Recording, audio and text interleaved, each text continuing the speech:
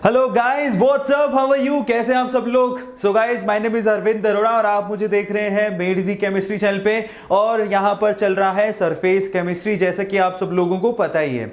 So finally surface chemistry के जो last most important topic है कोलॉइड्स, उसको हम लोगों को शुरू करना है। सो सबसे पहले गाइज आप लोग मुझे एक बार बता दीजिए कि क्या आप मुझे अच्छे से सुन पा रहे हैं, सिंक्रोनाइजेशन है कि नहीं है ऑडियो और वीडियो में। Hello, hi, how are you, A Khan, doctor Lakshmi, ठीक है, रिमशा, प्रोफेसर सर, बहुत बढ़िया बढ़िया नाम लिख रखे हैं। Thank you so much for coming guys, love you all. But please आप मुझे थैंक यू सो मच, पर प्लीज आप मुझे ये बता दीजिए कि आवाज आ रही है कि नहीं, सबको सिंक्रोनाइज है कि नहीं है। सबको सिंक्रोनाइज है ना, आवाज और मतलब ऑडियो और वीडियो सिंक्रोनाइज है, तो हम लोग शुरू कर सकते हैं। यस और नो, यस में आंसर करिए। यस यस यस, बहुत बढ़िया, thank you so much guys.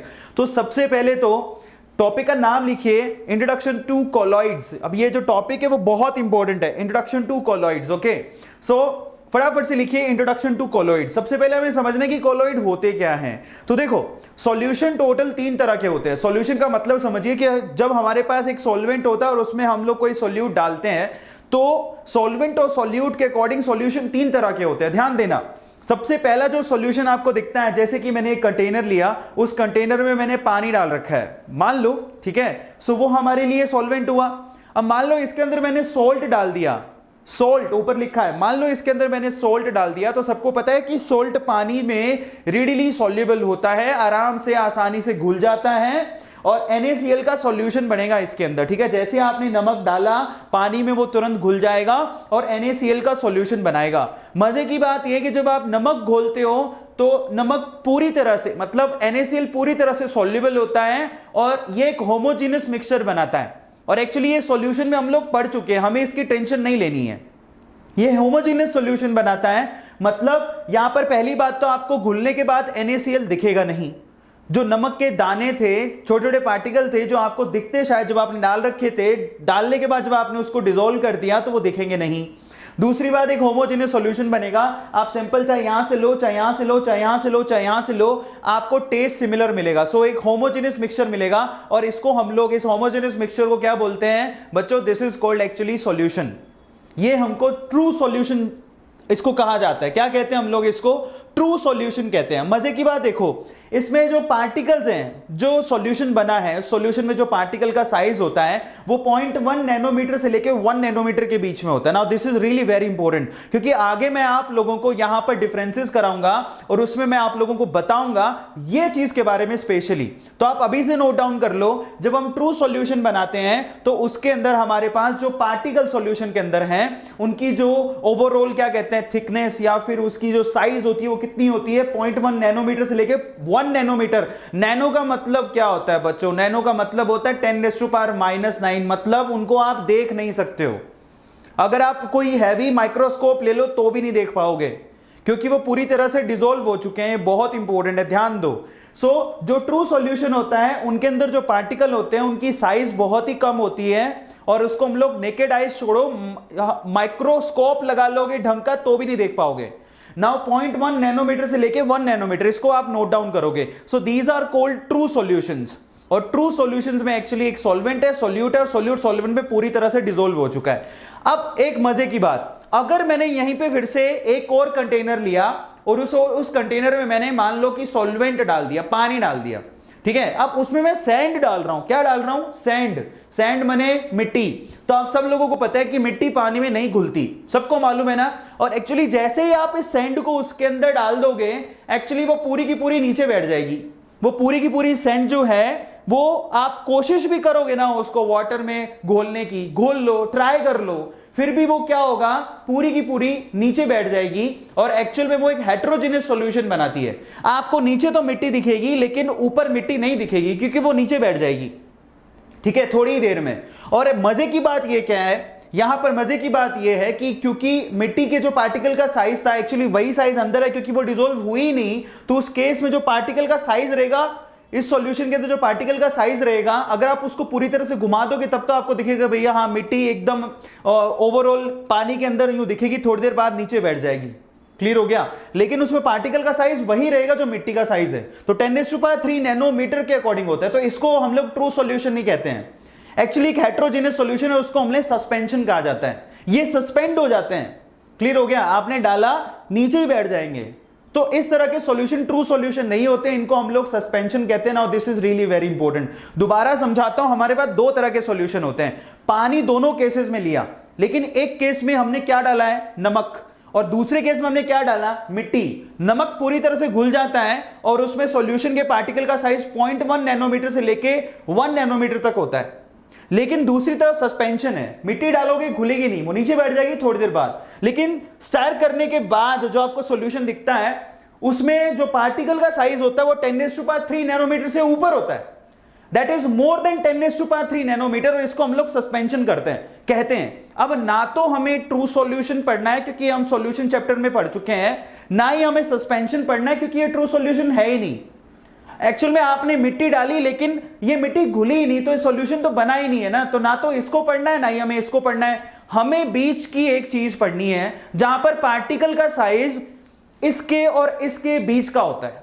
दोबारा बोलता हूं, हमें एक ऐसे सॉल्यूशंस पढ़ने हैं जिसको हम लोग कोलॉइड कहेंगे, जिसमें पार्टिकल का साइज ट्रू सॉल्यूशन और सस्पेंशन के बीच का होता है। ट्रू सॉल्यूशन और सस्पेंशन के बीच का होता है। Now this is really very important. अब उनको हम लोग कोलॉइड्स कहते हैं। तो मैं आपको अब कोलॉइड का इंट्रोडक्शन करा रहा हूं। देखिए अगेन मैंने क्या किया, कंटेनर लिया, उसमें पानी भरा, उस पानी के अंदर ऊपर से मैं स्टार्च डाल रहा हूं। एग्जाम्पल देखो, मजे की बात, यहां पर मैंने नमक डाला था, यहां पर मैंने मिट्टी डाली थी। अगर नमक और मिट्टी की जगह अगर आप स्टार्च डाल दो, मैदा कह सकते हो आप उसको, अगर आप स्टार्च डाल दो, आटा भी कह सकते हो, जाके घर में होता है। मम्मी को कभी आटा गूंथते देखा है, ठीक है ना? तो उसको हम लोग कोलॉइड्स बोलते हैं, कोलॉइडल सॉल्यूशन बोलते हैं। Now this is really very important. Now अगर आपने यहां पर स्टार्च डाल दिया तो यहां पर स्टार्च क्या करेगा ना, स्टार्च यहां पे पूरी तरह से ना तो वो ट्रू सॉल्यूशन बनाएगा, ना पूरी तरह से वो सस्पेंशन होगा, वो घुलेगा।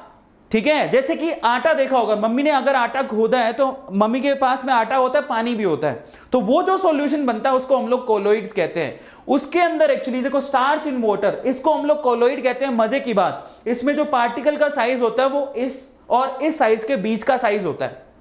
क्लियर हो गया? Now this is very important.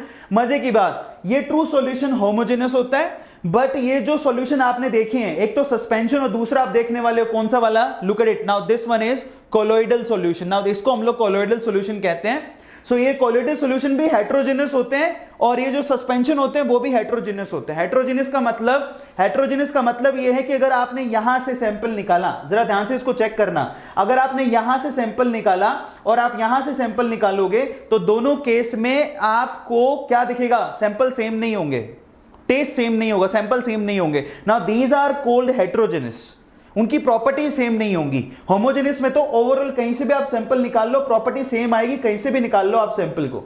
तो मजे की बात क्या है कि ट्रू सॉल्यूशन, जरा देखना, ट्रू सॉल्यूशन क्या करता है, ट्रू सॉल्यूशन भी होमोजेनस बनाता है, लेकिन कोलॉइडल एंड सस्पेंशन ये दोनों के दोनों हेट्रोजेनस सॉल्यूशन बनाते हैं। Now this is really very important.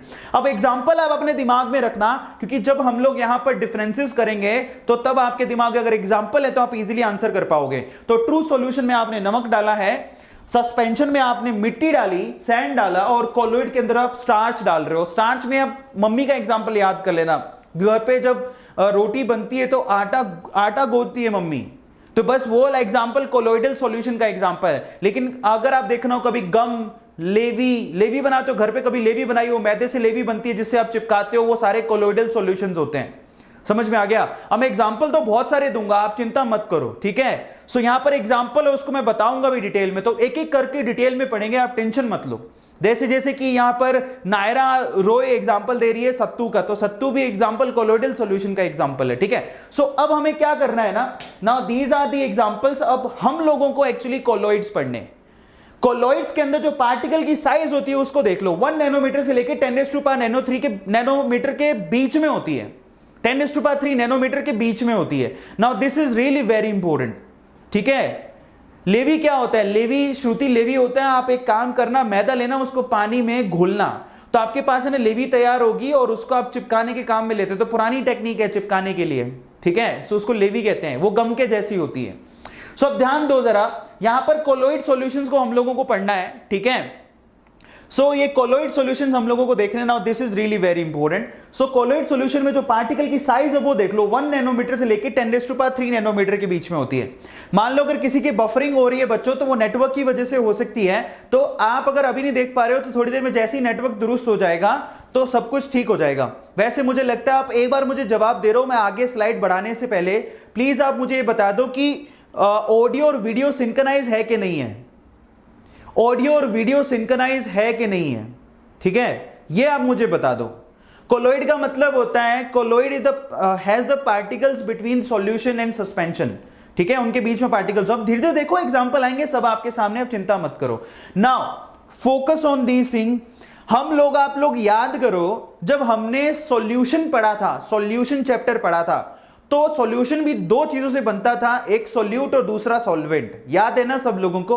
Solution दो चीजों से मिलके बनता था, एक होता था सॉल्यूट और दूसरा होता था solvent.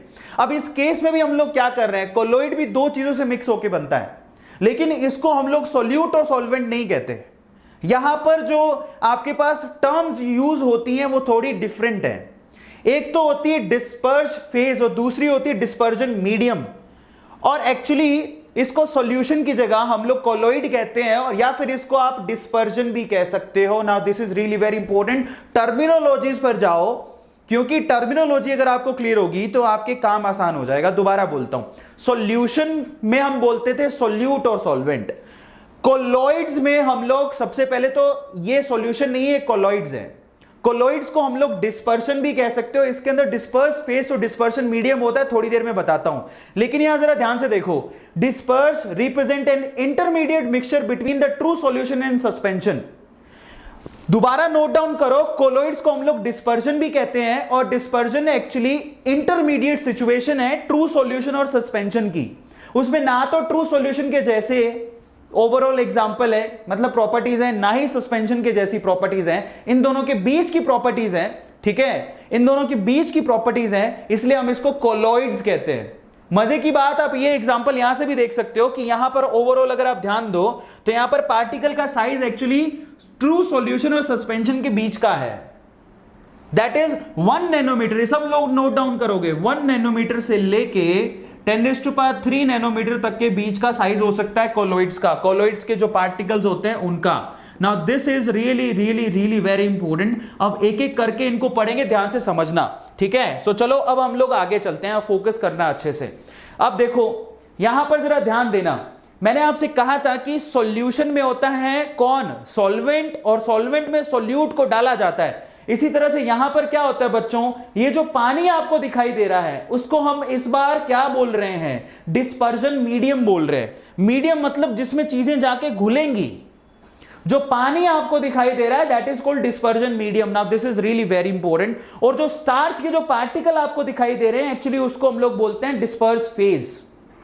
Now this is really really really very important. आप लोग इसका कंपैरिजन किससे कर सकते हो बच्चों, देखिए डिस्पर्जन मीडियम का कंपैरिजन हम लोग सॉल्वेंट से कर सकते हैं। This is a kind of solvent. और डिस्पर्ज फेज जो लिखी हुई है, जो कि डिस्पर्जन मीडियम में जाके अपने आप को डिस्पर्स करता है, एक्चुअल में उसको हम लोग सॉल्यूट काउंट कर सकते हैं, सॉल्यूट। तो आपको याद करने का सिंपल तरीका है, एक तो होती है डिस्पर्जन मीडियम जिसमें डिस्पर्स फेज जाके अपने आप को घोलेगा।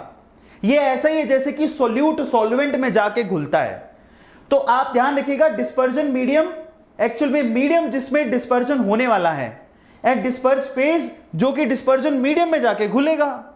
बहुत सिंपल सी डेफिनेशन है, क्लियर हो गया सब लोगों को। और नीचे यहां पर मेंशन भी किया है, a substance is said to be in a colloidal state if it acquires a particle size ranging between 1 nanometer से 10⁻³ nanometer. Now this is really very important, जो मैं आपको पहले ही लिखवा चुका हूं। एक पार्टिकल, ध्यान रखेगा, एक सब्सटेंस जिसको हम लोग कोलोइड कहेंगे उसके अंदर पार्टिकल का जो साइज होगा वो 1 नैनोमीटर से लेकर 10⁻³ नैनोमीटर होगा, जिसमें एक होगा डिस्पर्जन मीडियम जिसको सॉल्वेंट कह सकते हैं, एक होगा डिस्पर्स फेज जिसको हम लोग सॉल्यूट कह सकते हैं। Now this is really really really very important. Clear हो गया? तो ये सॉल्यूट के जैसा, ये सॉल्वेंट के जैसा। अब इन चीजों को ध्यान रखना क्योंकि ये टर्मिनोलॉजीज आपको काम आएंगी। अब हम लोग आगे चल रहे हैं, यहां पर बहुत अच्छे तरीके से सब चीजों को पढ़ेंगे। सबसे पहले इसको हम लोग कोलोइडल डिस्पर्स भी कहते हैं, जैसा कि मैंने आपसे कहा था। कोलोइडल डिस्पर्स में टोटल 2 फेजेस होती हैं, मैं आपको पहले ही बता चुका हूं। पहली फेज होती है डिस्पर्स फेज, ये it's like a solute, and दूसरी होती है dispersion medium, it's like a solvent. आप इसको नोट डाउन करते रहो ना, this is really very important. Colloidal dispersion में दो फेज होती हैं, first is disperse phase and second word dispersion medium. Dispersion medium is like solvent and disperse phase is like solute. Now this is really very important. अब हम यहां पर देखिए, ध्यान से इसको चेक करेगा, डिस्पर्स फेज, ठीक है, आप इसका कंपैरिजन किससे कर सकते हो? सॉल्यूट से। सॉल्यूशन में जो सॉल्यूट होता है उससे कंपैरिजन कर सकते हो, ये मैं आपको पहले बता चुका हूं। और इसी तरह से डिस्पर्जन मीडियम जो आपको यहां पर दिखाई दे रहा है, उसका डिस्पर्जन मीडियम का आप कंपैरिजन किससे कर सकते हो? सॉल्वेंट से। जो सॉल्यूशन में सॉल्वेंट होता है उससे कंपैरिजन कर सकते हो। इसका स्क्रीनशॉट ले लो, वो हमेशा आपको याद रहेगा, क्योंकि ऐसी चीजें हम लोग जब देखते हैं तो हमारे दिमाग में घुस जाता है और बहुत प्रॉपरली याद रहता है। ठीक है, पी ब्लॉक कराऊंगा, चिंता मत करो, पहले इसका टेंशन है, इसको खत्म करते हैं हम लोग। सो यहां पर कोलोइडल डिस्पर्जन में दो फेज होती है, डिस्पर्स, फर्स्ट होती है डिस्पर्स फेज एंड सेकंड होती है डिस्पर्जन मीडियम। ये हमारे लिए सॉल्यूट होता है, ये हमारे लिए सॉल्वेंट होता है। अब हम लोग बहुत सारे एग्जांपल लेंगे और यहां लिखा है the medium in which disperse phase exist. ऐसा मीडियम जिसमें डिस्पर्स फेज एग्जिस्ट करती है उसको हम लोग डिस्पर्जन मीडियम कहते हैं। इसको आप सॉल्वेंट भी कह सकते हो, जिसके अंदर सॉल्यूट यानी कि डिस्पर्स फेज जाके घुलती है। Now this is really very important. Okay, अब हम लोग एक एक करके एग्जांपल देखेंगे, अब बहुत इंपॉर्टेंट है, उसको जरा चेक कर लेना, ठीक है। सो चलो, सो डिफरेंस बिटवीन, अब हमें क्या करना है, सबसे जो पहला टॉपिक है हमारा, टॉपिक का नाम लिखो, difference between true solution, colloidal solution and suspension. अब टॉपिक का नाम लिखो कि एक्चुअल में ट्रू सॉल्यूशन, कोलोइडल सॉल्यूशन और सस्पेंशन के बीच में डिफरेंस क्या है। Now this is again really wonderful topic we have. So चलो फटाफट से इसको कंप्लीट कर लेते हैं। हमने फटाफट से एक टेबल बना ली, सर तो शक्तिमान हो ही चुके हैं, देख लो फटाफट से टेबल मैंने बना चुका हूं, जिसमें पहले कॉलम में मैंने ट्रू सॉल्यूशन लिखा, बीच वाले कॉलम में कोलोइडल सॉल्यूशन और तीसरे कॉलम में मैंने सस्पेंशन लिख दिया। अब हमें एक्चुअल में इनके बीच का डिफरेंसेस को चेक करना है, ठीक है। चलो मैं समय दूंगा, चिंता मत करो, अब ये चीजें बहुत इंपॉर्टेंट है, ठीक है। So first of all, what is the difference between true solution, colloidal and suspension, उसको चेक करेंगे। सबसे पहला, now the first difference is true solution is actually homogeneous in nature. Homogeneous का मतलब सैंपल कहीं से भी ले लो, प्रॉपर्टी सेम ही आएंगी, ठीक है। Colloidal solution is actually heterogeneous in nature. आप अगर सैंपल लोगे दो जगह से, कोई जरूरी नहीं कि सेम आए, so that's why this is called heterogeneous. Clear हो गया? Now this is really very important. Okay, now suspension is also a heterogeneous system. Heterogeneous का मतलब सैंपल लो, जरूरी नहीं है कि इक्वल आपको सैंपल की प्रॉपर्टीज इक्वल मिले। तो ये पहला डिफरेंस है जो बहुत इंपॉर्टेंट है। ट्रू सॉल्यूशन होमोजेनियस होते हैं, जबकि कोलोइडल एंड सस्पेंशन दोनों के दोनों हेटेरोजेनियस होते हैं। मैं जब ये टेबल पूरा हो जाएगा साइड में हटके आपको स्क्रीनशॉट का क्या दूंगा, स्क्रीनशॉट का टाइम दूंगा, चिंता मत करो। तो पहला तो ये हो गया। दूसरा वाला चेक करते हैं, यहां पर देखो, the particle size, the particles are, true solution में कौन पार्टिसिपेट करता है? The particles are ions and molecules. Note down करो, ट्रू सॉल्यूशन में the particles are ions and molecules. यहां पर ट्रू सॉल्यूशन बनाने के लिए आपको आयंस और मॉलिक्यूल्स की जरूरत पड़ती है। जैसे कि आप खुद ही सोच लो, NaCl में आयन होते हैं, Na+ और Cl-, वो सॉल्यूशन बनाते हैं। समझ में आ गया? अब आप ध्यान दो, but colloidal solution, the particles are either single macromolecule और aggregation of macromolecules. Now this is really very important, और इसको हम लोग आगे भी चेक करेंगे, क्योंकि ये क्लासिफिकेशन है कोलोइडल सॉल्यूशन का। अब यहां पर क्या लिखा है, कोलोइडल सॉल्यूशन किससे बनते हैं? कोलोइडल सॉल्यूशन एक्चुअली एक मैक्रो मॉलिक्यूल होता है। मैक्रो का मतलब बहुत सारे छोटे छोटे मॉलिक्यूल से मिलकर एक बड़ा मॉलिक्यूल बनेगा। उस मैक्रो मॉलिक्यूल से हमारा कोलोइडल सॉल्यूशन बनता है। दोबारा समझा देता हूं, मैक्रो का मतलब बहुत बड़ा मॉलिक्यूल, या फिर ये हो सकता है एग्रीगेशन ऑफ मॉलिक्यूल्स। छोटे छोटे मॉलिक्यूल से मिलके एक बड़ा मॉलिक्यूल बनेगा, जिससे कोलोइडल सॉल्यूशन बनता है। तो दोबारा समझो, ट्रू सॉल्यूशन में तो हम लोग आयंस और मॉलिक्यूल्स कुछ भी इस्तेमाल कर सकते हैं, लेकिन कोलोइडल सॉल्यूशन में आप लोग मैक्रो मॉलिक्यूल यूज करते हो, या फिर आप एग्रीगेशन ऑफ मैक्रो मॉलिक्यूल्स और एटम, मतलब छोटे छोटे मॉलिक्यूल और एटम आपस में इकट्ठे होकर कोलोइडल सॉल्यूशन बनाते हैं। एक मैक्रो मॉलिक्यूल बनाएंगे जिससे कोलोइडल सॉल्यूशन बनेगा, और एक्चुअली इसी को हम लोग कोलोइडल सॉल्यूशन बोलते हैं। Now what about suspension? Suspension में एक्चुअली जो पार्टिकल्स यूज होते हैं, that is aggregation of molecules. Again यही सेम चीज दोबारा उधर लिखी हुई है, द एग्रीगेशन ऑफ मॉलिक्यूल्स और atoms. Now this is really really really very important. आप ध्यान रखिएगा कि कोलॉइडल या डिस्पर्जन जो फेज, डिस्पर्जन जो सॉल्यूशन बनाते हो आप, कोलॉइडल सॉल्यूशन या फिर डिस्पर्जन सॉल्यूशन, उसमें मॉलिक्यूल्स पार्टिसिपेट करते हैं। अब आगे हम लोग चेक करेंगे, चिंता मत करो। और मॉलिक्यूल्स में भी कौन से, या तो मैक्रो मॉलिक्यूल्स होंगे, मैक्रो मतलब बहुत बड़े, या फिर एग्रीगेशन ऑफ मॉलिक्यूल्स मतलब छोटे छोटे मॉलिक्यूल है, एटम मिलके बड़ा सा मॉलिक्यूल बनाएंगे जो कोलॉइडल फेज बनाएंगे। Now this is really very important. अब चलते हैं तीसरे पर, ठीक है, ध्यान से देखो, तीसरे पर मैं बोल भी रहा हूं, आप ध्यान से चेक करते रहना। Now the third is the particle size, जो मैंने आपसे कहा था। Now this thing is really very important. The particle size ranges between, ये बहुत इंपॉर्टेंट है, the particle size ranges between 0.1 nanometre से 1 नैनोमीटर। ट्रू सॉल्यूशन में जो पार्टिकल की साइज होती है वो 0.1 नैनोमीटर से लेके 1 नैनोमीटर के बीच में होती है। Now this is really very important.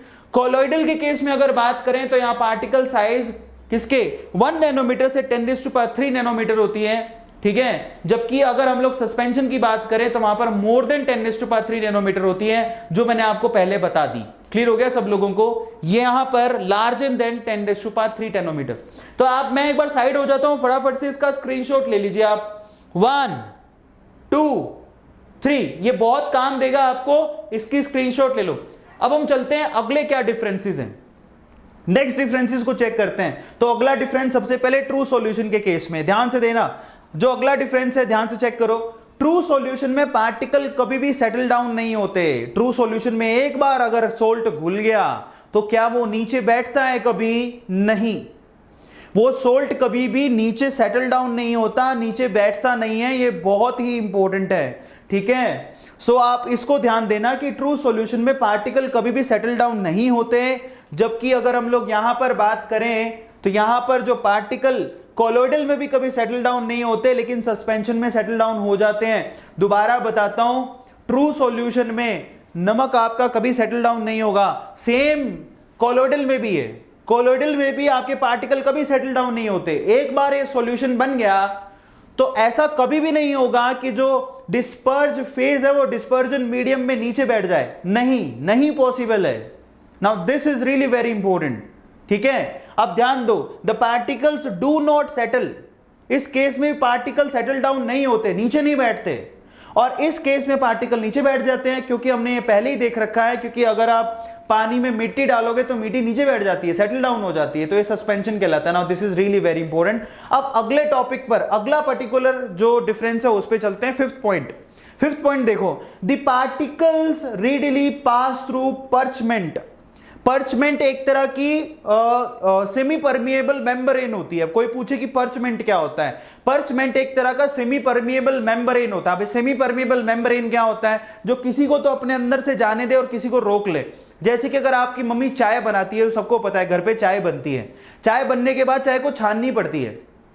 तो चाय को छानने के लिए जो चाय की छन्नी आप यूज करते हो, उसमें कभी देखना कि चाय तो निकल जाती है, लेकिन जो चाय पत्ती है वो रुक जाती है, ठीक है। तो एक तरह से जो चाय की छन्नी है वो एक तरह से सेमी परमिएबल मेम्ब्रेन है। वो किसी को जाने देती है, किसी को रोक लेती है। ऐसी पर्चमेंट भी एक तरह का सेमी परमिएबल मेम्ब्रेन होता है, जो कि पार्टिकल्स को, ट्रू सॉल्यूशन के पार्टिकल्स को तो रेडिली जाने देता है, भैया जाओ। आ गया समझ में? Now this is really very important. But what about colloidals? Look at it. Colloidal particle भी जाते हैं पर्चमेंट से, लेकिन धीरे धीरे, क्योंकि पार्टिकल का साइज बड़ा होता है। ध्यान देना इसको, कोलॉइडल के पार्टिकल्स भी पर्चमेंट पेपर से जाएंगे, लेकिन धीरे धीरे जाएंगे, स्लोली, धीरे धीरे। जैसे आपके दिमाग में धीरे धीरे जाता है, वैसे ही इनके भी धीरे धीरे जाएगा। क्यों जाएगा धीरे धीरे? क्योंकि पार्टिकल की साइज छोटी होती है, बड़ी होती है एज कंपेयर टू सॉल्यूशन। तो पार्टिकल की साइज देखो, पार्टिकल की साइज सॉल्यूशन में बहुत छोटी होती है, यहां पर पार्टिकल की साइज बड़ी होती है, तो यहां से धीरे धीरे पार्टिकल्स निकलते हैं।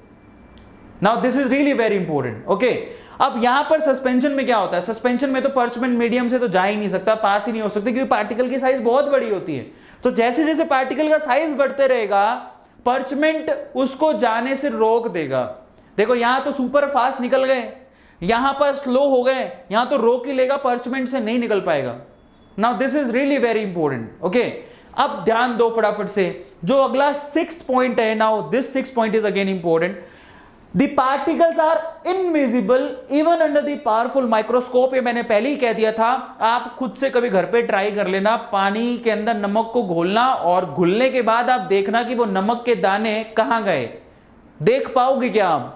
आप शक्तिमान हो तब भी नहीं देख पाओगे, माइक्रोस्कोप लगा लोगे तब भी नहीं देख पाओगे, सिंपल सी बात है, क्योंकि वो पूरी तरह से डिसॉल्व हो चुके हैं, पार्टिकल की साइज और कम हो चुकी है, तो नहीं देख पाओगे। बट कोलोइडल के साथ ऐसा नहीं है, ठीक है। कोलोइडल के पार्टिकल ना ये तो इनविजिबल होते हैं, नो डाउट, ये इनविजिबल है, माइक्रोस्कोप लगा लोगे तब भी नहीं दिखेंगे, लेकिन ये ऐसा नहीं है, नेकेड आइज के साथ नहीं दिखेंगे, ठीक है। लेकिन ये पार्टिकल जो है बहुत ज्यादा अगर आपके पास बहुत ज्यादा पावरफुल माइक्रोस्कोप है तो देख पाओगे, अदरवाइज ये भी इनविजिबल होते हैं नेकेड आई से और नॉर्मल माइक्रोस्कोप से। नॉर्मल माइक्रोस्कोप और नेकेड आई से ये इनविजिबल होते हैं, जबकि इनको तो आप नेकेड आई से देख सकते हो। मिट्टी एक बार जाए तो मिट्टी तो एक्चुअली कितना भी स्टाइल कर लो उसको, फाइनली वो सस्पेंड हो जाएगी, नीचे बैठ जाएगी, तो उसको तो आप नेकेड आई से भी देख सकते हो। तो ये हमारे पास डिफरेंसेस हैं जो कि काफी ज्यादा इंपॉर्टेंट है, जिसको आपको गौर करना है। तो यहां पर 6 डिफरेंसेस मैंने आपको करवाए, आप इसको फटाफट से स्क्रीनशॉट ले लो। 1 2 3 टेक अ स्क्रीनशॉट। अब जितने भी टॉपिक आने वाले हैं वो बहुत ही इंपॉर्टेंट है, ठीक है, ध्यान देना। अब जितने भी टॉपिक आने वाले हैं बहुत इंपॉर्टेंट है। अब यहां पर हम लोग कोलोइडल सॉल्यूशंस की बात करेंगे। एग्जांपल से आपको समझ में आएगा कि भैया कोलोइडल सॉल्यूशन या फिर डिस्पर्जन, जो डिस्पर्जन होता है एक्चुअली वो बनता कैसे है। मैं पहले एक चीज क्लियर कर देता हूं, सब लोग कॉपी के अंदर एक चीज लिखो, एक गैस दूसरी गैस के साथ कभी भी कोलोइडल सॉल्यूशन नहीं बनाती। राइट डाउन दिस थिंग कि एक गैस दूसरी गैस के साथ कभी भी कोलोइडल सॉल्यूशन नहीं बनाती। Now this is really very important, बहुत इंपॉर्टेंट है, ध्यान लगाओ। अभी हम लोग क्लासिफिकेशन कर रहे हैं कोलोइडल सॉल्यूशन का, पर यह ध्यान रखना कि एक गैस दूसरी गैस के साथ कभी भी कोलोइडल सॉल्यूशन नहीं बनाती। यहां पर यह चीज मेंशन भी करी गई है, ध्यान से इसको देखो। Gases among themselves cannot form a colloidal solution due to their property of diffusion to give homogeneous mixture. Now this is really very important. एक गैस दूसरी गैस के साथ कभी भी colloidal solution नहीं बना सकती, क्योंकि एक गैस दूसरी गैस में diffuse हो जाती है और homogeneous mixture बना लेती है, इस वजह से कभी भी colloidal solution नहीं बन सकता। Now this is really very simple, ठीक है, बहुत आसान है, ये ध्यान रखिएगा। अब मैं आपको यहां पर एग्जाम्पल देता हूं, ध्यान से उसको चेक करो। यहां पर देखो, अब हम देखेंगे टाइप्स ऑफ कोलॉइड्स। अब ये एग्जांपल देखने के बाद आपको बहुत क्लैरिटी रहेगी कि एक्चुअल में यहां पर कोलॉइड्स कहते किसको है, और एग्जांपल के तौर पे जब आप डिस्पर्जन फेज और डिस्पर्स मीडियम को देखोगे तो आपको कोलॉइड्स का अच्छे से अंदाजा होगा कि बनते कैसे हैं। अब इसको बहुत ध्यान से देखना। We have a wonderful table in front of you. अब यहां पर कलर क्यों चेंज है उसका भी मैं आपको लॉजिक बताऊंगा। यहां पर टाइप्स ऑफ कोलॉइड सब अपनी कॉपी में लिखो, और ये बहुत इंपॉर्टेंट है, एग्जांपल देके बहुत बार पूछा जाता है, ठीक है। सो ध्यान रखना टाइप्स ऑफ कोलॉइड। अब कुछ क्वेश्चंस के आंसर शायद अभी आपको ना मिले, लेकिन जैसे जैसे चैप्टर आगे प्रोसीड करेगा, कोलॉइड का टॉपिक आगे प्रोसीड करेगा, आपको बड़े आसानी से दिखने लगेगा कि एक्चुअल में उसका मीनिंग क्या है। तो आप बस देखो, मैं जब स्टूडेंट था ना, तो देखो दो तरह के सीखने के, आजकल क्या हो गया ना, आजकल सब लोग सिखाते हैं वाई वाई वाई पूछो जाके, लेकिन वो ये नहीं सिखाते कि अगर वाई का आंसर ना मिले तो हमें रुकना नहीं है, वहां आगे बढ़ना है। हमारे टीचर हमें क्या कहते थे, क्योंकि ये हमारे टीचर हमसे कहते थे तो मैं आपसे डिलीवर कर रहा हूं, और मैं भी वही करता था एक्चुअली। पहले जो डिलीवर किया जा रहा है उसको ग्रैब कर लो, जो बोला जा रहा है भाई ये मान लो, मान लिया, ले लो, अभी सवाल मत उठाओ, अभी ले लो, क्योंकि बहुत सारी चीजों के जवाब आपको धीरे धीरे मिलने लगते हैं। लेकिन अगर आप अभी सवाल उठा के अभी रुक जाओगे, बोलोगे ये तो मुझे समझ में नहीं आया, तो आप छोड़ के चले जाओ, कोई फायदा नहीं है उसका। इसलिए मैं आपसे कह रहा हूं कि आप ध्यान लगाना, ठीक है, ध्यान लगाना कि यहां पर क्या हो रहा है। पहले ग्रैब कर लो सब कुछ, जब सब कुछ ग्रैब हो जाए तो उसके बाद चीजें आपके लिए आसान हो जाएंगी। बहुत आसानी से बोल रहा हूं मैं, ठीक है। सो आप देखो जरा ध्यान से, टाइप्स ऑफ कोलॉइड्स एक एक करके देखना। सबसे पहले मैंने लिखा है डिस्पर्ज फेज, इसमें मैं डिस्पर्ज फेज लिखूंगा कि एक्चुअल में कौन सॉल्यूट है जो घुलने जा रहा है, जो कोलॉइड बनाने जा रहा है। ध्यान से देखना, इसमें मैं लिखूंगा dispersion medium. Actually disperse phase किस डिस्पर्जन मीडियम में जाके कोलॉइड बनाएगा उसको मैं यहां लिखूंगा। अब आप देखो जरा ध्यान से, यहां पर इन दोनों से जो डिस्पर्ज फेज और डिस्पर्जन मीडियम से जो आपने कोलॉइड बनाया है उस कोलॉइड का नाम लिखूंगा और इस तरफ मैं एग्जांपल दूंगा। और मजे की बात, इस तरफ मैं आपको पिक्स से बताऊंगा कि देखो ये वाला एग्जांपल है। अब जितना भी देखने जा रहे हैं वो बहुत इंपॉर्टेंट है, ध्यान लगाओगे तो बहुत इजीली आ जाएगा। सबसे पहले मान लो कि आपकी डिस्पर्ज फेज सॉलिड है, ये सेम काम आपने सॉल्यूशन में भी किया था। मान लो कि आपकी डिस्पर्ज फेज सॉलिड है, मतलब एक सॉलिड को आप घोलने जा रहे हो और डिस्पर्जन मीडियम भी आपके पास, देखना जरा ध्यान से, डिस्पर्ज फेज सॉलिड हो सकती है, सॉलिड हो सकती है, सॉलिड हो सकती है।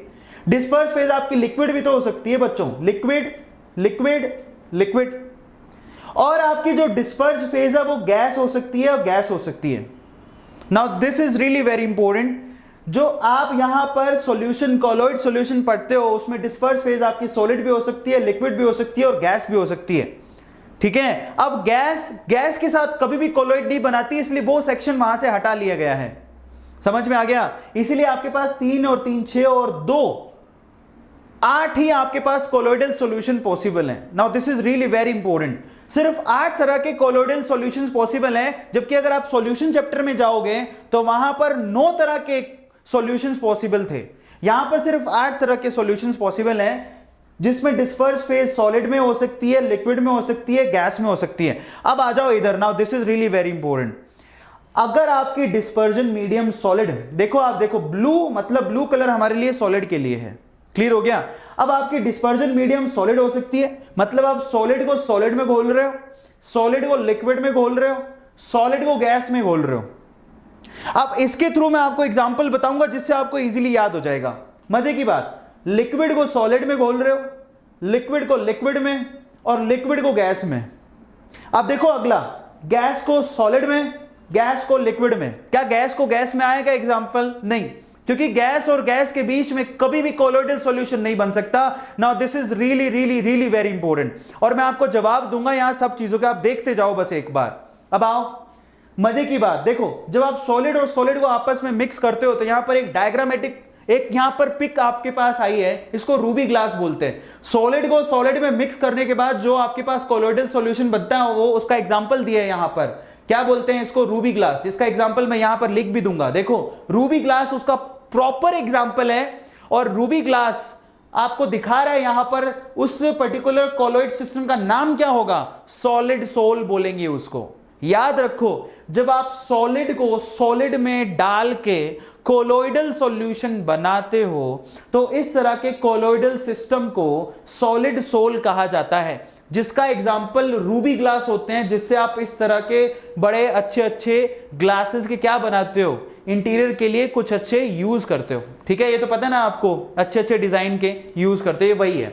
अब आ जाओ, आप ध्यान दो, जब सॉलिड को आप लिक्विड में मिक्स करते हो, सॉलिड को लिक्विड में मिक्स करते हो तो बच्चों आपके पास पेंट उसका एग्जांपल है। Paint is the colloidal solution जिसमें सॉलिड को लिक्विड में मिक्स किया जाता है। Paint is the prime example of solid to liquid colloidal solution. Paint उसका एग्जांपल है और इसको हम लोग सोल कहते हैं। जब सॉलिड सॉलिड में मिक्स करोगे तो सॉलिड सोल बनेगा, पर अगर सॉलिड को लिक्विड में मिक्स किया तो उसको सिर्फ सोल कहते हैं, और पेंट उसका एग्जांपल है। और यहां पर देखो मजे की बात, ये पिक्टोरियल रिप्रेजेंटेशन आपके सामने है, जिससे आपके दिमाग में बैठा जाएगा कि हो क्या रहा है। सोल का मतलब कोलॉइडल सॉल्यूशन, नथिंग है। सोल का मतलब solution, but that is a colloidal solution, इसलिए हम उसको शॉर्ट में सोल कह रहे हैं। समझ में आ गया?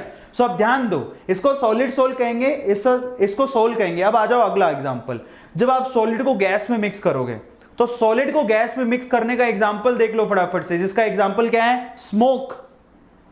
जब सॉलिड को गैस में मिक्स करते हो उसका एग्जांपल है स्मोक, जो आपको यहां पर दिखाई भी दे रही है। सिगरेट पीते ना, जो धुआं बाहर निकलता है, उसमें सॉलिड गैस में मिक्स्ड है। सॉलिड उसमें डिस्पर्ज फेज है और गैस उसमें डिस्पर्जन मीडियम है, और स्मोक उसका एग्जाम्पल है। सिगरेट पीते हुए लोगों को देखा होगा आपने। और एक्चुअली इस तरह के, जब भी याद रखना, एक और मजे की ट्रिक बताता हूं आपको, जब भी आपके पास डिस्पर्जन फेज गैस होगा ना, उसको हम लोग एरोसोल कहेंगे। नोट डाउन कर लो, जब भी आपके पास डिस्पर्जन मीडियम गैस होगा उसको एरोसोल कहेंगे, सॉलिड होगा तो उसको सॉलिड सोल, लिक्विड होगा तो सोल कहलाएगा। ये बहुत इंपॉर्टेंट है, आप आगे नोट डाउन करते रहना। गैस के केस में तो फिक्स है, बाकी केस में अलग अलग नाम हो सकते हैं। गैस के केस में फिक्स है, इसको एरोसोल कहेंगे। जब भी आपकी डिस्पर्जन मीडियम गैस है उसको एरोसोल कहेंगे, और इस केस में एग्जांपल आपको स्मोक सामने दिया है। अब अगला एग्जांपल देखो, अगला एग्जांपल क्या है, जब आपने लिक्विड को सॉलिड में मिक्स किया तो आपके सामने एक एग्जांपल बना हुआ है, देखो जेली। जेली देखिए आपने, जेली जेली जेली खाई होगी कभी, जेली की टॉफियां आती हैं, तो ध्यान देना उसको। जब भी आप लिक्विड को सॉलिड में मिक्स करते हो तो जेली उसका एग्जांपल है। ये जेली आपके सामने जो केक पे लगती है, केक, जेली का केक भी बनता है, वो एक एग्जांपल है, और एक्चुअली उसको जेल कहते हैं। Now this is really very important. जब आप लिक्विड को सॉलिड में मिक्स करते हो तो इसको जेल कहते हैं, जेली उसका एग्जांपल है। गैस के केस में एरोसोल फिक्स है, इनके केस में चेंज हो सकते हैं। लिक्विड जब सॉलिड में जाता है तो उसको जेल कहते हैं, जेली उसका एग्जांपल है। Now this is really very important, this is really very important. है सॉलिड, उसमें आपको स्पंज जैसा दिखेगा, पानी जैसा, तो एक्चुअल में हाँ, कई लोग स्ट्रॉबेरी बना रहे हैं, मुंह में पानी भी आ रहा है ना। सो एक्चुअल में ये यही है, जब आप लिक्विड को सॉलिड में मिक्स करते हो ना बच्चों, तो ये जेल एक कोलोइडल सॉल्यूशन कहलाता है। और ये सवाल बहुत बार पूछा गया कि जेल अगर कोलोइडल सॉल्यूशन है तो डिस्पर्जन फेज कौन सी है और डिस्पर्जन मीडियम कौन सा है। डिस्पर्स फेज लिक्विड है और डिस्पर्जन मीडियम सॉलिड है, और उसको हम लोग जेल के नाम से जानते हैं, जेली एग्जांपल है। मान लो कि लिक्विड टू लिक्विड की बात आ गई तो लिक्विड टू लिक्विड जिसमें डिस्पर्स फेज भी लिक्विड है, डिस्पर्जन मीडियम भी लिक्विड है, उसका एग्जांपल है मिल्क। आपके घर में मिल्क होगा, मिल्क देखा होगा ना सबने। Milk is the example of liquid to liquid colloidal solution. मतलब उसमें डिस्पर्ज फेज भी लिक्विड होगा, डिस्पर्जन मीडियम भी लिक्विड होगा, और ऐसे को हम लोग, देखो मिल्क इसका एग्जांपल है, और ऐसे को हम लोग क्या बोलते हैं, इमल्शन। नोट डाउन करो सब लोग, ये बहुत इंपॉर्टेंट है। इमल्शन बहुत बार पूछा गया है। Emulsion is the example of liquid dispersion phase and liquid dispersed medium. Now this is really very important. Dispersed phase liquid होगा, dispersion medium भी liquid होगा, और उसको हम लोग emulsion कहते हैं, उसका एग्जाम्पल मिल्क है। Now this is really really really very important, ठीक है। Now उसको आप नोट डाउन करो, और यहां पर मिल्क का आपको डायग्राम या पिक भी दिख रही होगी। अब हम आगे आते हैं, चलो अगला क्या है हमारे पास। जब आप लिक्विड को गैस में मिक्स करते हो, जब आप लिक्विड को गैस में मिक्स करते हो तो आपके पास एग्जांपल बनता है फोग। ये देखो सर्दियों में फोग देखी होगी, धुंध, फोग।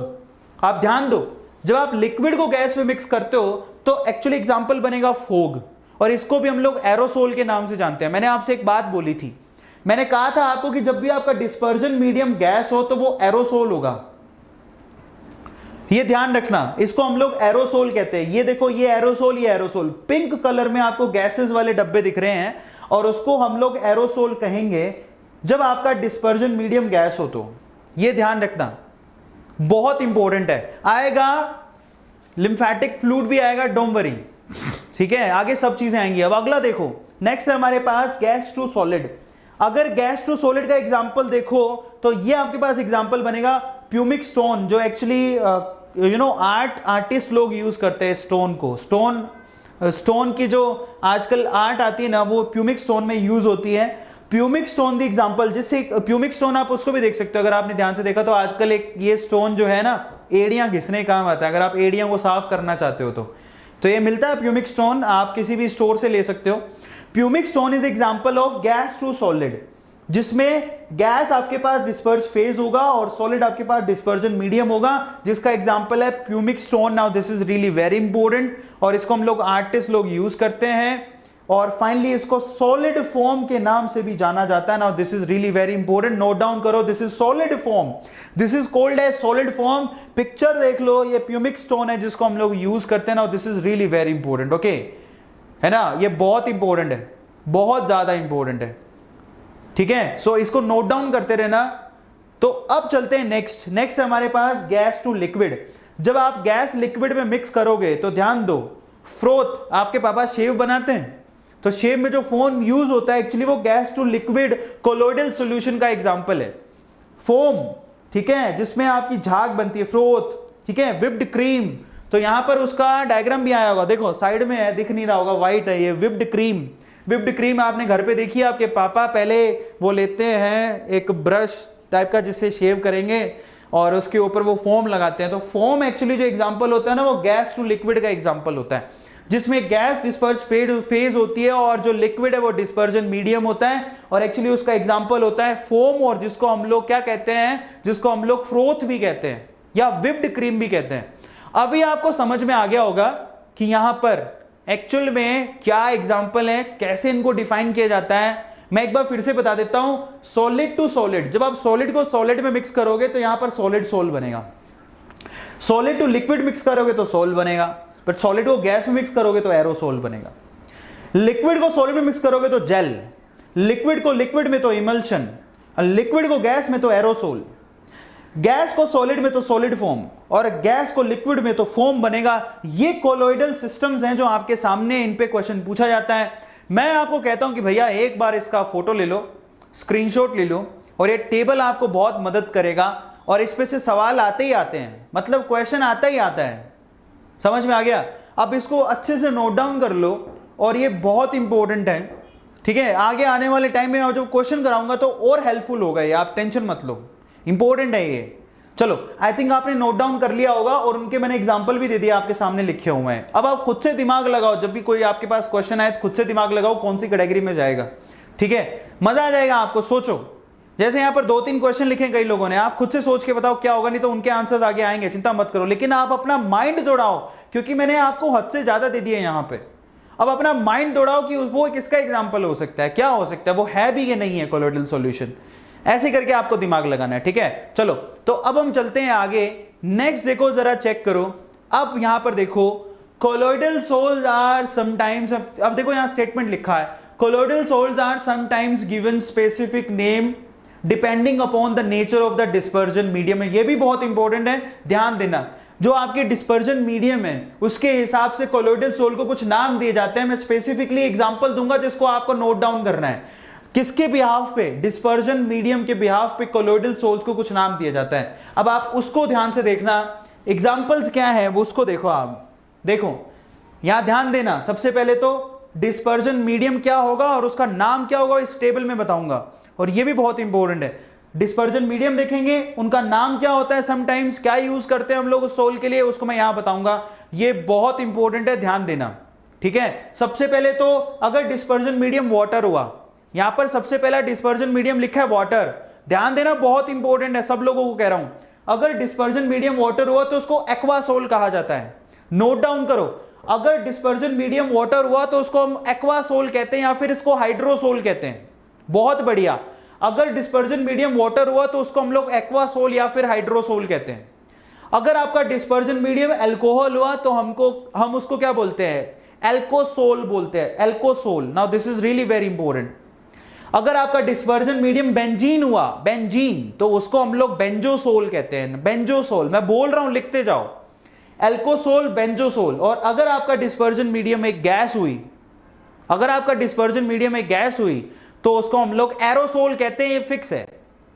दोबारा बोल देता हूं, ध्यान दो, वाटर हुआ तो एक्वासोल, अल्कोहल हुआ तो एल्कोसोल, बेंजीन हुआ तो बेंजोसोल, गैस हुआ तो aerosol.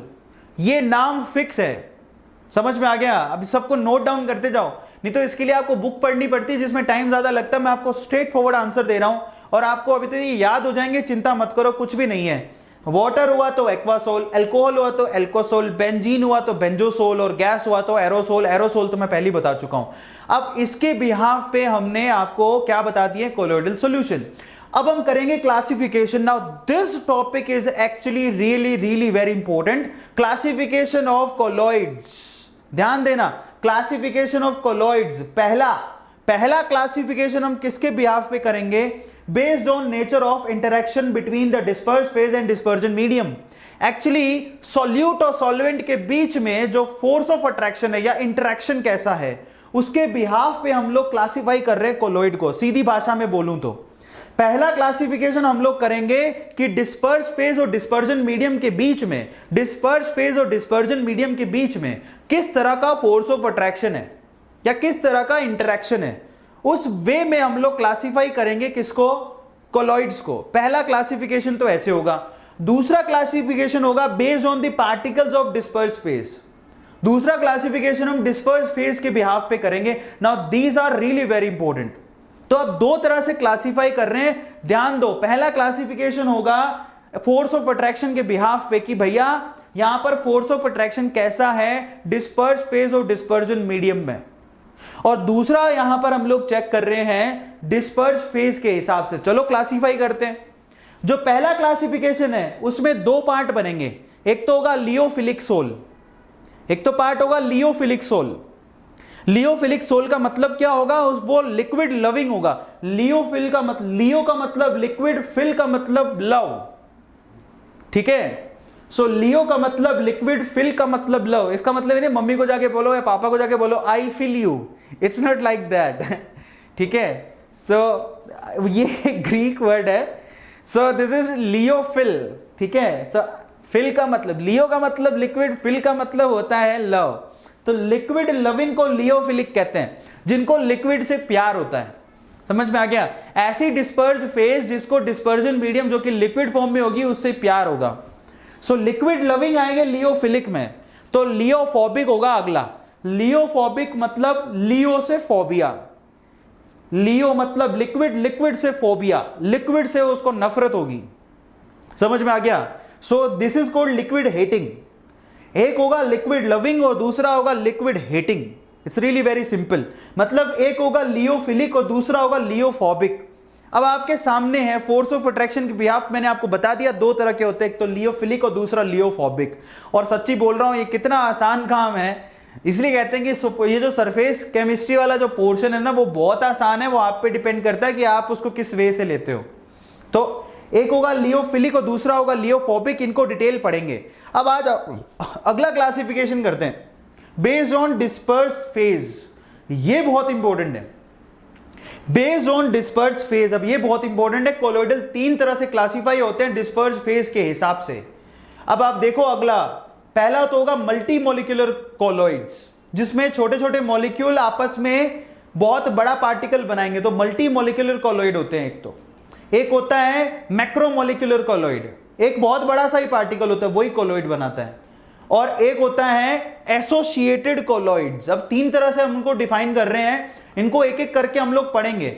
Multi molecular colloids, macromolecular colloids और एसोसिएटेड कोलोइड्स। अब तीन तरह के हमारे पास अकॉर्डिंग टू डिस्पर्स फेज होते हैं, ठीक है। सो अब आप एक काम करिए, इसका स्क्रीनशॉट ले लीजिए आप इसका स्क्रीनशॉट। ये बहुत इंपॉर्टेंट टेबल है, इनको एक एक करके पढ़ेंगे, ठीक है। सो एक एक करके पढ़ेंगे, चिंता मत करो, सबका नंबर आएगा, अपना नंबर आएगा, अपना टाइम भी आएगा, सही है।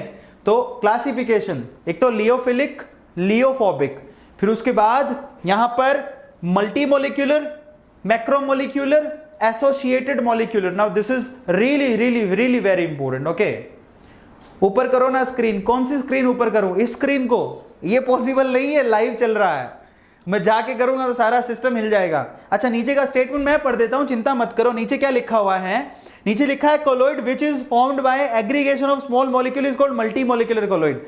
मतलब ये लिखा हुआ है कि जब छोटे छोटे मॉलिक्यूल्स आपस में मिलके एक मल्टी मॉलिक्यूल बनाते हैं, छोटे छोटे मिलके आप एक मल्टी मॉलिक्यूलर बनाते हैं, तो उसको मल्टी मॉलिक्यूलर कोलोइड कहते हैं। नीचे लिखा हुआ है, आ गया समझ में, सिंपल है। जैसे कि अगर आपने देखा हो ना, आपके घर पे अगर मम्मी ने कभी चावल की पापड़ी बनाई है, चावल की, तो उसमें क्या होता है, छोटे छोटे चावल की पापड़ी होती है, बहुत मस्त मजा आता है। या फिर आपने मूंगफली की पापड़ी देखी होगी, तो चावल की पापड़ी में चावल छोटे छोटे आपस में मिले होते हैं, तो वो मल्टी चावल आपस में मिलके मल्टी लेवल का कोलोइड बनाते हैं। एक्चुअली वही एग्जांपल है।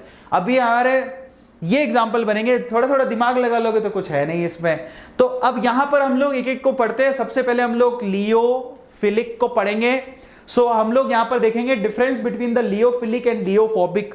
अब यहां पे मैं इसको एंड करूंगा, इसको पढ़ा के ध्यान से देखना, डिफरेंस बिटवीन लियोफिलिक एंड लियोफोबिक। तो यहां पर लियोफिलिक और लियोफोबिक में क्या डिफरेंस है उसको अपन चेक करेंगे एक एक करके। तो ध्यान दो, बहुत सिंपल है। सबसे पहले हमने एक टेबल बना डाला, एक में लिख दिया लियोफिलिक और दूसरे में लिख दिया लियोफोबिक, और उसमें हम लोग यहां पर डिफरेंसेस चेक करेंगे। पहला डिफरेंस देखो, लियोफिलिक में there is a strong affinity between the dispersed phase and dispersion medium. बहुत आसान है। लियोफिलिक सोल उसको बोलते हैं जिसके अंदर डिस्पर्ज फेज और डिस्पर्जन मीडियम के बीच में बहुत अच्छा फोर्स ऑफ अट्रैक्शन होता है, बहुत अच्छी एफिनिटी होती है, दे लव ईच अदर, जो हम पहले ही पढ़ चुके हैं। समझ में आ गया? मतलब उसमें डिस्पर्ज फेज और डिस्पर्जन मीडियम एक दूसरे को प्यार करेंगे, आराम से रहेंगे, हमें कोई प्रॉब्लम नहीं है, no hate nothing else, force of attraction अच्छा होगा। But in the case of lyophobic यहां पर है हमारे पास problem, there is a low affinity. Affinity का मतलब होता है अफेक्शन, जिसको नहीं पता एफिनिटी का मतलब क्या होता है, अफेक्शन। तो यहां पर बहुत ही लो एफिनिटी है किस किस के बीच में, between the disperse phase and dispersion medium. This is really very important. So ये बहुत इंपॉर्टेंट है यहां पर। तो डिस्पर्ज फेज और डिस्पर्जन मीडियम के बीच में मोहब्बत है भाई, बहुत स्ट्रॉन्ग एफिनिटी है, जबकि यहां पर डिस्पर्ज फेज और डिस्पर्जन मीडियम के बीच में मोहब्बत नहीं है, मतलब लो एफिनिटी है। ये पहला सबसे बड़ा फर्क है। अब ये तो हम पहले ही देख चुके थे, अब इसमें नया क्या है, तो चलो नई चीजें पढ़ाता हूं।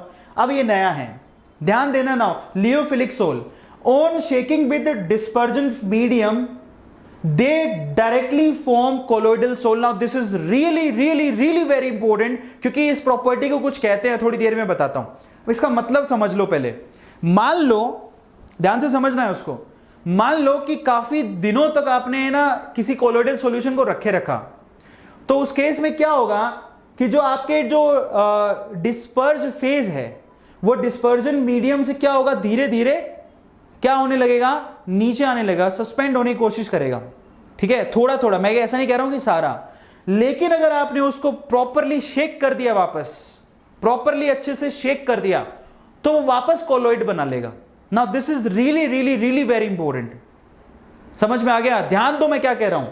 On shaking with the disperse medium they directly form a colloidal sol. Now this is really very important. सिर्फ अगर आप शेक कर दोगे अच्छे से, अगर उसको घोल दोगे, तो उस केस में आराम से कोलोइडल सॉल्यूशन बन जाएगा, क्योंकि डिस्पर्ज फेज और डिस्पर्जन मीडियम के बीच में अच्छा खासा फोर्स ऑफ अट्रैक्शन है। Now this is really very important. ठीक है, नगेंद्र ये काम मैं कर चुका हूं पहले ही। नगेंद्र आप गलत वीडियो में आके गलत सवाल पूछ रहे हो। फ्रूटलीज का पूरा वीडियो बना चुका हूं, वहां पे जाके चेक करो, पूरा वीडियो बना हुआ है, अलग से वीडियो बना चुका हूं।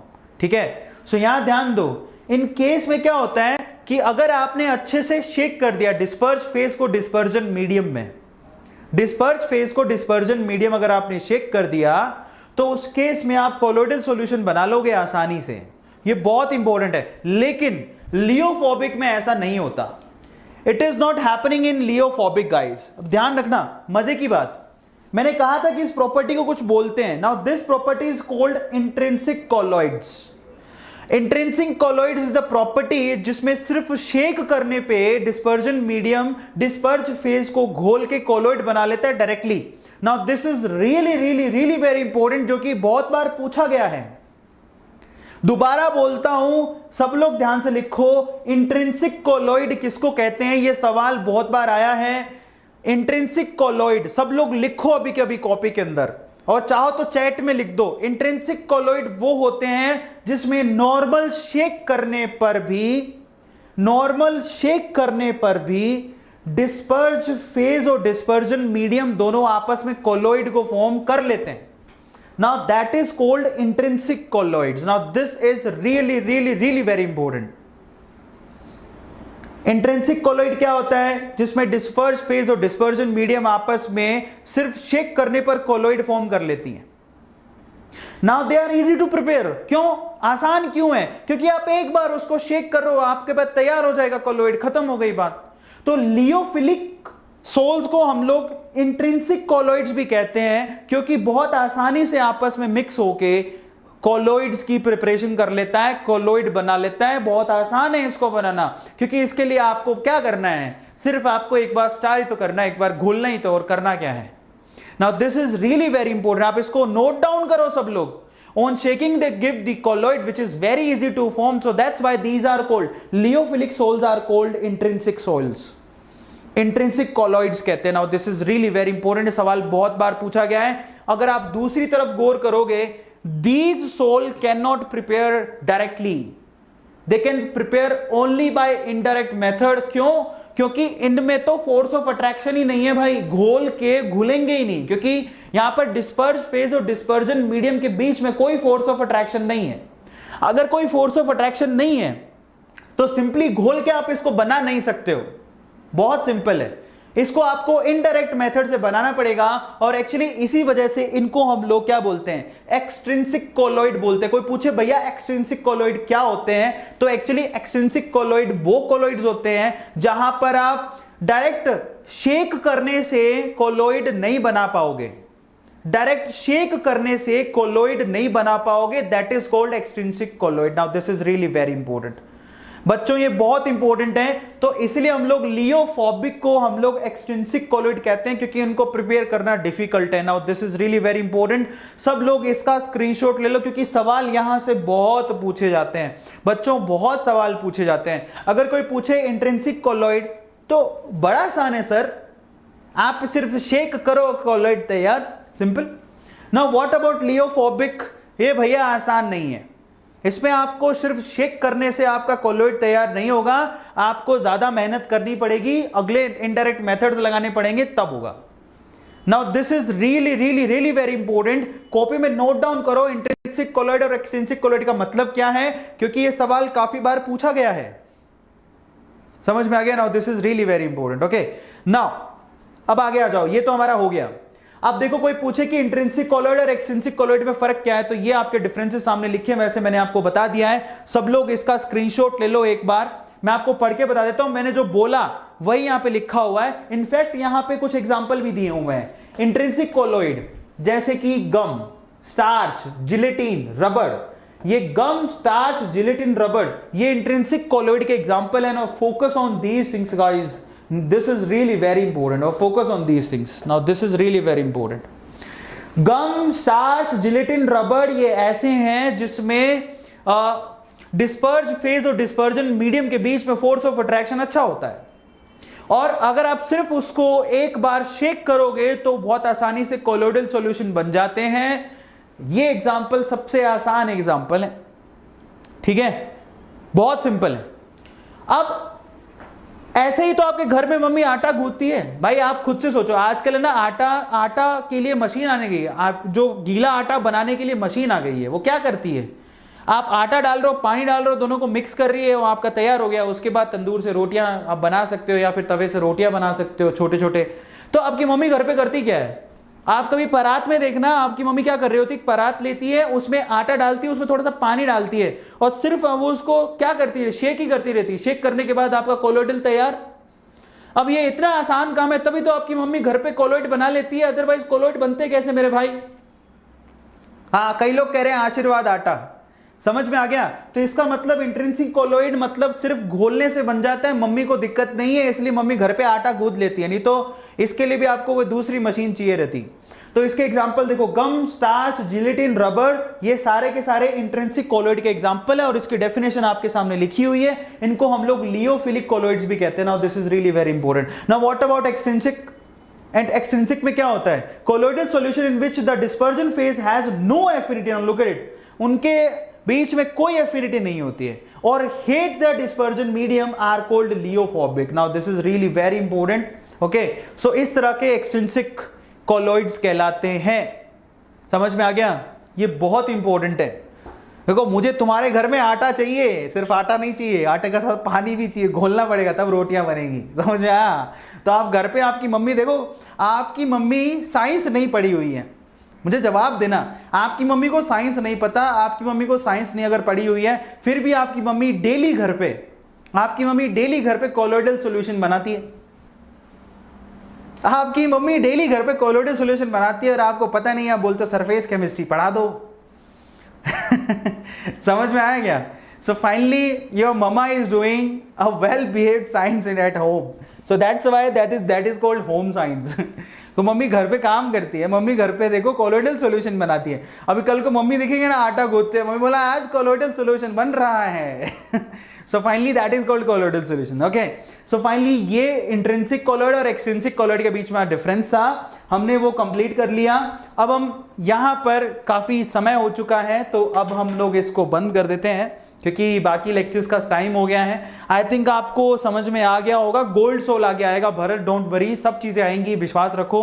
लेकिन धीरे धीरे कदम बढ़ाएंगे, एक साथ अगर कूदने की कोशिश करोगे तो भैया कुछ मिलने वाला नहीं है, ठीक है। So finally thank you so much guys. और ये ज़्यादा बड़ा टॉपिक नहीं है, अब ज़्यादा टाइम नहीं लगेगा, ठीक है। मुश्किल से कल या परसों में कंप्लीट हो जाएगा। इसमें मोस्ट इंपॉर्टेंट जो चीज़ है ना वो क्या है, वो है नेगेटिव पॉजिटिव जो हमारे पास कोलॉइड्स होते हैं उनके बारे में इंफॉर्मेशन होनी चाहिए। मतलब इलेक्ट्रोड, जब इलेक्ट्रोड अप्लाई किया जाता है तो कोलॉइडल सॉल्यूशन किस तरफ जाते हैं वो बहुत इंपॉर्टेंट है, उस पर सवाल आते हैं, ठीक है। हाँ, mummy is a kind of lady Shaktimaan. चलो गाइज, तो हम लोग अब अगली बार मिलेंगे। Thank you so much, love you all guys.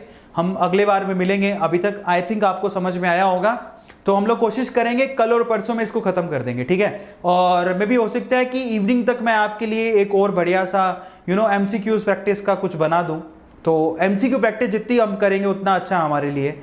और हो सकता है कि मैं आपको बोर्ड की प्रैक्टिस का भी कुछ वीडियो डाल दूं, तो शाम तक आएगा वो, ठीक है। Love you all guys, enjoy a lot. और आपकी मम्मी को मेरा धन्यवाद बोलना, क्योंकि आपकी मम्मी कोलॉइड बनाती है, जिसको आपने देखा है, जिसकी वजह से आप कोलॉइड को समझ पा रहे हो। ठीक है। So thank you so much everyone's mom. चलो बाय गाइज, मिलते हैं हम लोग अगले वीडियो में। Thank you so much, love you all, enjoy a lot, bye.